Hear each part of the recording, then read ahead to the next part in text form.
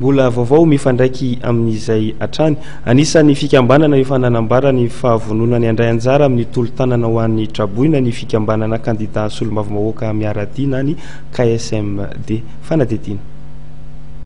Fotoana ilana ny fiarametan'ny malagasy rehetra zao hoy ny fikambanana candidat solomavomavoaka miaradia KSMD ilaina ny tolo-tanana avy amin'ny rehetra entina aminjena an-trabony noho ny fandalovan'ny rivodosatra izy ary noho ny mosary any Atsimon'Nosy.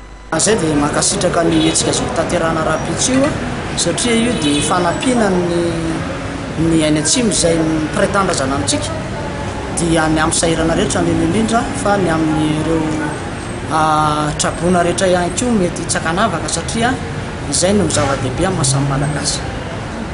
Tsara entana angamba rehefa manao zetsika izay ho an'ny mponinazy dia mba hoentina hetsika ara-dalàna ary mba tena ho tonga soa any amin'ilay toerana izay nieritreretina hametrahan'ny fanjakana azy sy ny vahoaka izay nanampy na hatramin'ny vahoaka madinika azy ka hanao any hetsika io dia zava-dehibe zany.